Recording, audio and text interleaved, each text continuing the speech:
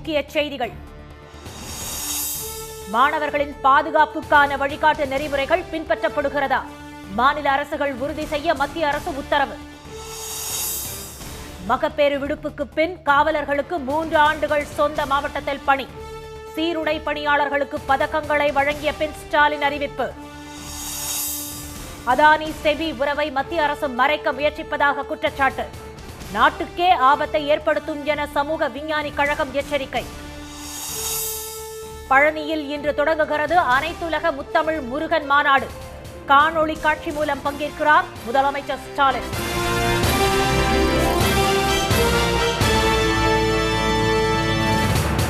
வணக்கம். வணக்கம். பள்ளி மாணவர்களின் பாதுகாப்பை உறுதி செய்வதற்காக வழிகாட்டு நெறிமுறைகள் முழுமையாக பின்பற்றப்படுவதை மாநில அரசுகள் உறுதி செய்ய வேண்டும் என்று மத்திய அரசு உத்தரவிட்டுள்ளது.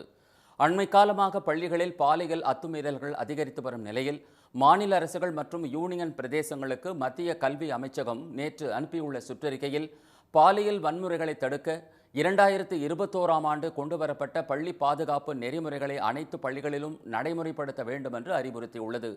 பள்ளி மாணவர்கள் மற்றும் இதர கல்வி நிறுவனங்களில் மாணவர்கள் பத்திரமாக இருப்பதற்கான பாதுகாப்பு நெறிமுறைகளை உறுதிப்பாட்டுடன் அமல்படுத்த வேண்டும் என்றும் இந்த நெறிமுறைகள் செயலாக்கும் குறித்த நிலை அறிக்கையை தாக்கல் செய்ய வேண்டும் என்றும் மாநில அரசுகள் கேட்டுக்கொள்ளப்பட்டுள்ளன. பள்ளி மாணவர்களின் பாதுகாப்பை உறுதி செய்யும் வகையில் போக்சோ வழிகாட்டு நெறிமுறைகளுடன் இது உருவாக்கப்பட்டுள்ளதாக தெரிவிக்கப்பட்டுள்ளது. இந்த வழிகாட்டு நெறிமுறைகள் அரசு பள்ளிகள், அரசு உதவி பெறும் பள்ளிகள், தனியார் பள்ளிகள் ஆகியவற்றுக்கு பொருந்தும் என்றும் மாணவர்களின் பாதுகாப்பை உறுதி செய்ய வேண்டியது பள்ளியின் தாளாளர், தலைமை ஆசிரியர் மற்றும் ஆசிரியர்களின் கடமை என்றும் மாணவர்களின் பாதுகாப்பில் அலட்சியமாக இருக்கக்கூடாது என்றும் சுற்றறிக்கையில் அறிவுறுத்தப்பட்டுள்ளது. பள்ளியில் மாணவர்களின் பாதுகாப்பை உறுதி செய்வதில் பள்ளி நிர்வாகத்திற்கு பொறுப்பு உள்ளதாக 2021ஆம் ஆண்டு கூறிய உச்சநீதிமன்றம் அது தொடர்பாக உத்தரவிட்டதன் பேரில் இந்த நெறிமுறைகள் உருவாக்கப்பட்டுள்ளதாக மத்திய அரசு தெரிவித்துள்ளது. மகப்பேறு விடுப்பு முடிந்து பணிக்கு திரும்பும் பெண் காவலர்களுக்கு அடுத்த 3 ஆண்டுகளுக்கு அவரவர் சொந்த மாவட்டங்களிலேயே பணி வழங்கப்படும் என முதலமைச்சர் திரு மு க ஸ்டாலின் அறிவித்துள்ளார். சென்னை எழும்பூரில் உள்ள ராஜரத்தினம் ஸ்டேடியத்தில் காவல்துறையினருக்கான பதக்கங்கள் வழங்கும் விழா நேற்று நடைபெற்றது. இதில் கலந்து கொண்ட திரு ஸ்டாலின் போலீசாரின் அணிவகுப்பு மரியாதையை ஏற்றுக்கொண்டார். பின்னர் போலீசார் 129 பேர், ஊர்காவல் படையினர் 7 பேர், தீயணைப்புத் துறையினர் 14 பேர், சிறைத்துறையினர் 8 பேருக்கு மத்திய உள்துறை அமைச்சர் பதக்கங்களை அவர் வழங்கினார். மேலும் 243 போலீசார், ஊர்காவல் படையினர் 8 பேர், தடயவியல் துறையினர் 4 பேர், தீயணைப்புத் துறையினர் 27 பேர், சிறைத்துறையினர் 19 பேருக்கு முதலமைச்சர் பதக்கங்களை திரு ஸ்டாலின் வழங்கி பாராட்டினார். பின்னர் உரையாற்றிய அவர், சிறப்பாக பணியாற்றும் காவலர்களுக்கு ஆண்டுதோறும் பதக்கமும் விருதும் வழங்கி பாராட்டுவதை 1969ஆம் ஆண்டு அப்போதைய முதலமைச்சர் கலைஞர் தொடங்கி வைத்ததாக கூறினார். காவல்துறையை நவீனப்படுத்த இந்தியாவிலேயே முதலில் காவல் ஆணையத்தை அமைத்ததும், காவல்துறையில் முதலாக பெண்களை இடம்பெறச் செய்தவரும் கலைஞர் தான் என்று அவர் தெரிவித்தார். ஓராண்டு மகப்பேறு விடுப்பு முடிந்து பணிக்கு திரும்பும் பெண் காவலர்கள் அடுத்த 3 ஆண்டுகளுக்கு அவரவர் சொந்த மாவட்டங்களில் பணிபுரிய மாறுதல் வழங்கப்படும் என்று திரு ஸ்டாலின் அறிவித்தார். விடுமுறை முடிந்து அவங்க பணிக்கு திரும்பும்போது அவங்க குழந்தைகளை பராமரிக்கிறதுல பல சிரமங்கள் ஏற்படுறது தொடர்ந்து அவங்க கோரிக்கை வச்சுக்கிட்டு வராங்க. அவங்க கோரிக்கை ஏற்று மகப்பேறு விடுமுறையில் இருந்து பணிக்கு திரும்பும் பெண் காவலர்களுக்கு அவங்க பணிமூப்புக்கு விலக்களித்து அவங்களுடைய பெற்றோர்களோ அல்லது கணவர் வீட்டை சார்ந்தவர்களோ வசிக்கக்கூடிய மாவட்டங்களுக்கு அடுத்த 3 ஆண்டுகளுக்கு பணிமாறுதல் வழங்க அரசு முடிவு செஞ்சிருக்கிறது என்பதை மகிழ்ச்சியோடு தெரிவிச்சுக்கிறேன். குழந்தைகள், பெண்களுக்கு எதிரான குற்றங்களை தடுக்க சிறப்பு திறன் பயிற்சி அளிக்கப்படும் என்றும் திரு ஸ்டாலின் அறிவித்தார். பெருமை மிகு மாநிலமாக தமிழ்நாடு திகழ்வதற்கான பெரும் பங்கு காவல்துறையினரையே சாரும் என்று புகழாரம் சூட்டிய அவர், சட்டம் ஒழுங்கு சிறப்பாக இருப்பதால் தான் அனைத்து துறைகளிலும் நாட்டின் முன்னணி மாநிலமாக தமிழ்நாடு இருப்பதாகவும் தெரிவித்தார். குற்றங்களை குறைக்கும் துறையாக இல்லாமல் குற்றங்கள் நடப்பதற்கு முன்பே அதனை தடுக்கும் முறையாக காவல்துறை செயல்பட வேண்டும் என அவர் கேட்டுக்கொண்டார். இதற்கிடையே முதலமைச்சரின் அறிவிப்புக்கு பெண் காவலர்கள் வரவேற்பு தெரிவித்துள்ளனர். நாங்களாம் காவல்துறையில் சேர்ந்தப்போ எங்களுக்கு 3 மாதம் மட்டும்தான் இருந்துச்சு. ஆனால் இனி வரும் காவலர்களுக்கு இது ரொம்ப பயனுள்ளதாக இருக்கும். இனி வரும் பெண்கள் காவல்துறையில் சேர்றதுக்கு இது ரொம்ப உறுதியாக இருப்பாங்க. முதல்வர் ஐயா பெண் காவலர்களுக்கு மெட்டர்னிட்டி லீவ் முடிச்சுட்டு வந்துட்டு அவங்க கேட்குற ஓன் டிஸ்ட்ரிக்ட் அந்த சொந்த ஊருக்கு மாறுதல் உடனே பண்ணித்தரேன்னு சொல்லியிருக்காங்க. அதெல்லாம் ரொம்ப சந்தோஷமாக இருக்குது. இனிமேல் காவல்துறையில் பெண்கள் வேலை செய்கிறதுக்கு ரொம்ப இது ஒரு பெரிய ஒரு ஆர்வமாக இருக்குது. குழந்தைகளை பெற்றோர் வீட்டில் விட்டுவிட்டு அச்சமில்லாமல் பணியை சிறப்பாக செய்ய முடியும் என பெண் காவலர்கள் தெரிவித்தனர். அதானி செபி உறவை மத்திய அரசு மறைக்க பார்ப்பதாக இந்திய சமூக விஞ்ஞானி கழகம் குற்றம் சாட்டியுள்ளது. சென்னை ராயப்பேட்டையில் உள்ள தனியார் விடுதியில் அந்த அமைப்பு சார்பில் நடந்த கருத்தரங்கில் ஹிண்டன்பர்க் அறிக்கையில் வெளியான அதானி குழும முறைகேடு மற்றும் அதானி செபி இடையிலான உறவு குறித்து விவாதிக்கப்பட்டது. இதில் பேசிய மார்க்சிஸ்ட் கம்யூனிஸ்ட் கட்சியின் முன்னாள் மாநில செயலாளர் திரு ஜி ராமகிருஷ்ணன், கடந்த ஆண்டு ஹிண்டன்பர்க் வெளியிட்ட அதானி குழும மோசடிகள் குறித்து செபி விசாரணை நடத்தும் என்று உச்சநீதிமன்றம் கூறியது பல உண்மைகளை மூடி மறைக்கும் செயல் என்றார். 1.5 ஆண்டுகளாக இந்த வழக்கு விசாரணையை செபி இழுத்தடித்து வருவதாக திரு ராமகிருஷ்ணன் குற்றம் சாட்டினார். இந்தியாவிலேயே உலகளவில் இருக்கக்கூடிய மிகப்பெரிய ஒரு வங்கி ஒரு ஃபைனான்சியல் நிறுவனமான ஸ்டேட் பேங்க் ஆஃப் இந்தியாவுக்கு அதானி குழுமம் உதவி வேணுமா? விவசாய கடன் கொடுப்பதற்காக State Bank of India co lending with Adani company, Adani குழுமம். அப்போ State Bank of India loan கொடுத்தாக்க அதானி வசூல் பண்ணிக்குவாரா? இவர்களெல்லாம் வெல்த் டிரான்ஸ்ஃபர் இல்லையா, வெல்த் கிரியேஷனா? இந்த விவகாரம் குறித்து விசாரணை நடத்த வேண்டும் என்று எதிர்க்கட்சிகள் தொடர்ந்து வலியுறுத்தினாலும் அதை மூடி மறைக்க மத்திய பாஜக அரசு முயற்சிப்பதாக திரு ராமகிருஷ்ணன் கூறினார். பின்னர் பேசிய பொருளாதார அறிஞர் திரு வெங்கடேஷ் ஆத்ரேயா, ஹிண்டன்பர்க் விவகாரம் என்பது வெறும் பங்குச்சந்தை தொடர்பான பிரச்சனை மட்டுமின்றி அந்நிய செலாவணி சம்பந்தப்பட்டது என்றார். பின்னர் பேசிய இந்து குழுமத்தின் முன்னாள் தலைவர் திரு என் ராம், ஹிண்டன்பர்க் விவகாரத்தில் உச்சநீதிமன்றம் தவறாக வழிநடத்தப்பட்டுள்ளதாக தெரிவித்தார். இதை சரியான முறையில் கையாண்டிருந்தால் பெரிய ஊழல் வெளியே வந்திருக்கும் என்று அவர் கூறினார். தேர்தல் பத்திரம் வழக்கில் உச்சநீதிமன்றம் தண்டனை வழங்கவில்லை என்றாலும் சரியான தீர்ப்புகளை வழங்கியது என்று திரு ராம் தெரிவித்தார்.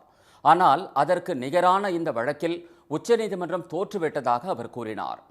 உச்சநீதிமன்றம் இதை தவறான வழியில தான் இதை பார்த்துருக்காங்க.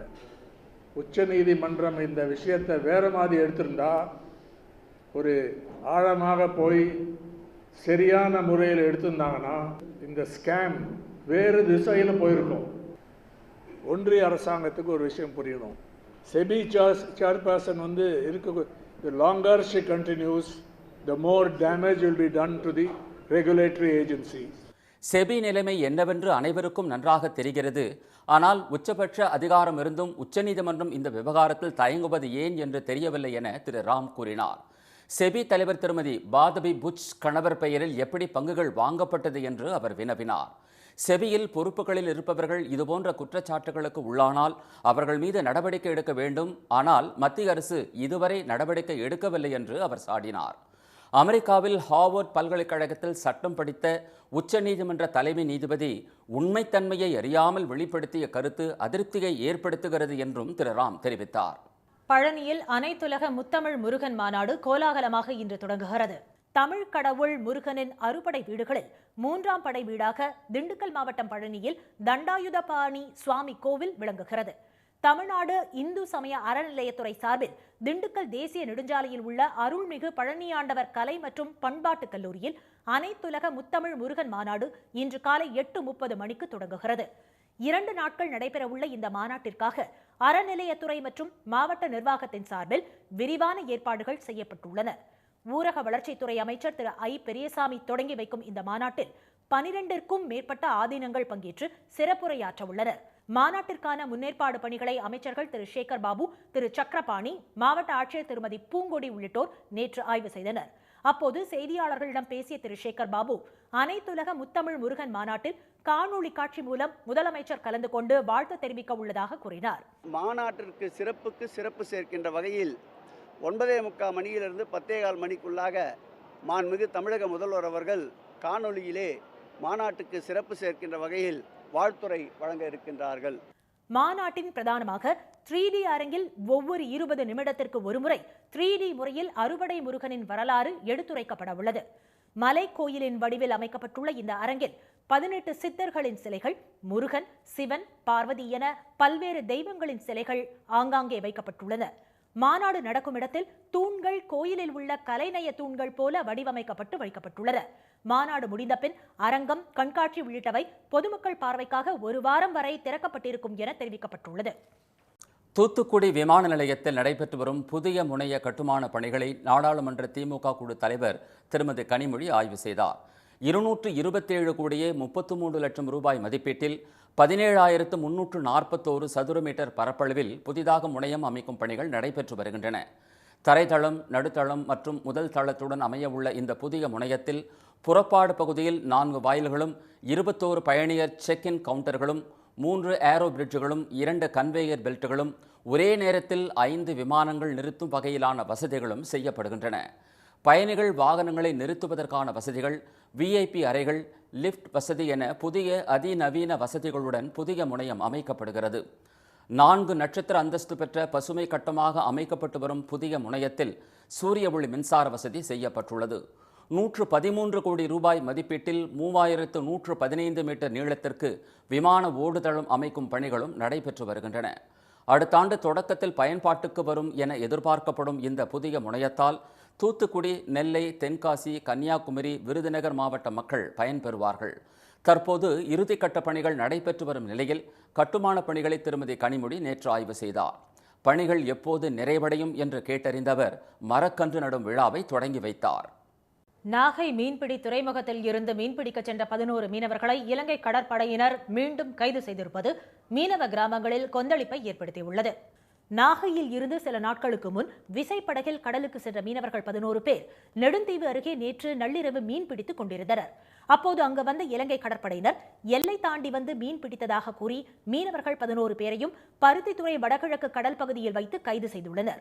அத்துடன் அவர்களின் விசைப்படகையும் பறிமுதல் செய்துள்ளனர். கைது செய்யப்பட்ட மீனவர்கள் 11 பேரும் காங்கேசன் துறைக்கு அழைத்துச் செல்லப்பட்டு யாழ்ப்பாணம் போலீசாரிடம் ஒப்படைக்கப்பட்டுள்ளதாக தகவல் வெளியாகியுள்ளது. இலங்கை கடற்படையினரால் தமிழக மீனவர்கள் கைது செய்யப்படுவது தொடர்ந்து நடைபெற்று வருகிறது. இந்த பிரச்சினைக்கு மத்திய அரசு நிரந்தர தீர்வு காண வேண்டும் என தமிழ்நாடு அரசும் மீனவர்கள் அமைப்புகளும் தொடர்ந்து வலியுறுத்தி வரும் நிலையில் மீண்டும் 11 மீனவர்கள் கைது செய்யப்பட்டிருப்பது மீனவர் கிராமங்களில் கடும் கொந்தளிப்பை ஏற்படுத்தியுள்ளது. நாமக்கல் மாவட்டம் வரகூர் அரசு மேல்நிலைப் பள்ளியில் மாணவர்களுக்கு இடையே ஏற்பட்ட மோதலில் ஒரு மாணவன் உயிரிழந்தது அதிர்ச்சியை ஏற்படுத்தியுள்ளது. எருமப்பட்டியை அடுத்த நவலப்பட்டியைச் சேர்ந்த ஆகாஷ் என்ற 11ஆம் வகுப்பு படிக்கும் மாணவனுக்கும் அதே பள்ளியில் 11ஆம் வகுப்பு படித்து வரும் ரித்தீஷ் என்ற மாணவனுக்கும் இடையே நேற்று மாலை மோதல் ஏற்பட்டு ஒருவரை ஒருவர் தாக்கிக் கொண்டதாக கூறப்படுகிறது. இதில் ஆகாஷ் சம்பவ இடத்திலேயே மயங்கி விழுந்ததால் அவனை எருமப்பட்டி அரசு மருத்துவமனைக்கு ஆம்புலன்ஸில் கொண்டு சென்றனர். ஆனால் வரும் வழியிலேயே ஆகாஷ் இறந்துவிட்டதாக மருத்துவர்கள் தெரிவித்ததை அடுத்து உடற்கூராய்வுக்காக நாமக்கல் அரசு மருத்துவமனைக்கு மாணவனின் உடல் கொண்டு செல்லப்பட்டது. சம்பவம் குறித்து வழக்கு பதிவு செய்த போலீசார் ஆசிரியர்கள் மற்றும் மாணவர்களிடம் விசாரணை நடத்தி வருகின்றனர். திருப்பதி ஏழுமலையான் கோயிலில் ஒரே குடும்பத்தைச் சேர்ந்த 3 பேர் கிலோ கணக்கில் தங்க நகைகளை அணிந்து வந்தது பரபரப்பை ஏற்படுத்தியது. பூலோகத்தின் வைகுண்டம் என்று அழைக்கப்படும் திருப்பதிக்கு இந்தியா மட்டுமின்றி வெளிநாடுகளில் இருந்தும் ஏராளமான பக்தர்கள் நாள்தோறும் வந்து செல்கின்றனர். சாமி தரிசனம் செய்யும் பக்தர்கள் கோடிக்கணக்கில் பணங்களையும் தங்க ஆபரணங்களையும் காணிக்கைகளாக வழங்கி தங்களது நேர்த்திக் கடனை செலுத்தி வருகின்றனர். இந்நிலையில் மகாராஷ்டிரா மாநிலம் புனேவைச் சேர்ந்த 3 பேர் கிலோ கணக்கில் தங்க நகைகளை அணிந்து வந்து திருப்பதி ஏழுமலையான் கோயிலில் நேற்று தரிசனம் செய்தனர். சன்னி, சஞ்சய், பிரீத்தி சோனி ஆகிய மூவரும் விஐபி தரிசனம் மூலம் ஏழுமலையானை வழிபட்டனர்.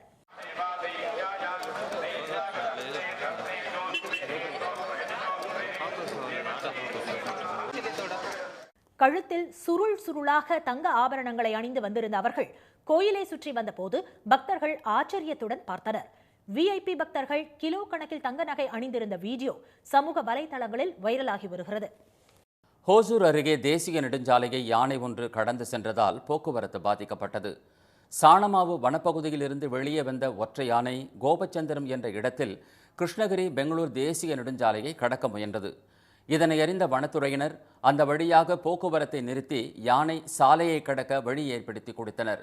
யானை கடந்து சென்ற பிறகு வனப்பகுதியில் இருந்து மீண்டும் தேசிய நெடுஞ்சாலைக்குள் வராமல் இருக்க வனத்துறையினர் நடவடிக்கை மேற்கொண்டுள்ளனர். செங்கல்பட்டு அருகே சென்னை திருச்சி தேசிய நெடுஞ்சாலையில் கடும் போக்குவரத்து நெரிசல் ஏற்பட்டதால் பயணிகள் கடும் சிரமத்திற்கு ஆளாகினர். வார இறுதி நாட்களில் சென்னையில் இருந்து தென் மாவட்டங்களுக்கு மக்கள் படையெடுப்பதால் தாம்பரம், பரனூர் சுங்கச்சாவடியில் போக்குவரத்து நெரிசல் ஏற்படுவது வழக்கம். ஆனால் இந்த வாரம் சனி, ஞாயிறு விடுமுறையை தொடர்ந்து திங்கட்கிழமை கிருஷ்ண ஜெயந்தி விடுமுறையும் வருவதால் தென் மாவட்டங்களுக்கு செல்வோர் எண்ணிக்கை கடுமையாக உயர்ந்துள்ளது. ஆம்னி பேருந்துகள், கார்கள், வேன்கள், இருசக்கர வாகனங்கள் அதிக அளவில் சென்றதால் நேற்று மாலை செங்கல்பட்டை அடுத்த பரனூர் சுங்கச்சாவடி பகுதியில் சென்னை திருச்சி தேசிய நெடுஞ்சாலையில் கடும் போக்குவரத்து நெரிசல் ஏற்பட்டது. வாகனங்கள் ஊர்ந்து சென்றதால் வாகன ஓட்டிகள், பயணிகள் மட்டுமின்றி அப்பகுதி மக்களும் கடும் இன்னலுக்கு ஆளாகினர். பரனூர் சுங்கச்சாவடியில் கூடுதல் கவுண்டர்கள் அமைத்து போக்குவரத்தை விரைவுபடுத்த வேண்டும் என்றும், அதிக எண்ணிக்கையில் காவலர்களை நியமித்து போக்குவரத்தை ஒழுங்குபடுத்த வேண்டும் என்றும் பாதிக்கப்பட்டவர்கள் கோரிக்கை விடுத்தனர். தீபாவளி, பொங்கல், கிறிஸ்துமஸ் உள்ளிட்ட முக்கிய பண்டிகை காலத்தில் மட்டுமே இருந்த போக்குவரத்து நெரிசல் தற்போது வார இறுதி நாட்களிலும் தொடர்கதையாகிவிட்டதால் மத்திய, மாநில அரசுகள் உரிய நடவடிக்கை எடுக்க வேண்டும் என அவர்கள் கேட்டுக்கொண்டனர். தமிழ்நாட்டில் அடுத்த 6 நாட்களுக்கு மிதமான மழை பெய்யும் என்று சென்னை வானிலை ஆய்வு மையம் தெரிவித்துள்ளது. தென்மேற்கு பருவமழையால் தமிழ்நாடு இந்த ஆண்டு அதிக மழைப்பொழிவை பெற்றுள்ளது. வழக்கத்தை விட 83% அளவு கூடுதலாக மழை பதிவாகியுள்ளது. இதற்கிடையே மேற்கு திசை காற்றின் வேக மாறுபாடு காரணமாக தமிழ்நாடு மற்றும் புதுச்சேரியில் இன்று முதல் வரும் 29ஆம் தேதி வரை மிதமான மழை பெய்யும் என்று சென்னை வானிலை ஆய்வு மையம் அறிவித்துள்ளது. சென்னை மற்றும் புறநகர் பகுதிகளில் வானம் மேகமூட்டத்துடன் காணப்படும் என்றும், மாலை அல்லது இரவு நேரங்களில் ஒரு சில பகுதிகளில் மழை பெய்யக்கூடும் என்றும் வானிலை ஆய்வு மையம் தெரிவித்துள்ளது. மீண்டும் முக்கிய செய்திகள். ரஷ்யா, உக்ரைன் இடையேயான போரை முடிவுக்கு கொண்டுவர அனைத்து உதவிகளையும் செய்ய தயாராக உள்ளதாக பிரதமர் மோடி உறுதியளித்துள்ளார். பள்ளி மாணவர்களின் பாதுகாப்பை உறுதி செய்வதற்காக வழிகாட்டு நெறிமுறைகள் முழுமையாக பின்பற்றப்படுவதை மாநில அரசுகள் உறுதி செய்ய வேண்டும் என்று மத்திய அரசு உத்தரவிட்டுள்ளது. அதானி, செபி உறவை மத்திய அரசு மறைக்க பார்ப்பதாக இந்திய சமூக விஞ்ஞானி கழகம் குற்றம் சாட்டியுள்ளது. இத்துடன் இந்த செய்திகள் நிறைவடைந்தன. மீண்டும் சன் டிவியில் செய்திகள் மாலை 6 மணிக்கு. செய்திகளை உடனுக்குடன் தெரிந்து கொள்ள QR கோடை ஸ்கேன் செய்து சன் நியூஸ் வாட்ஸ்அப் சேனலில் இணைந்தீர்கள். வணக்கம். வணக்கம்.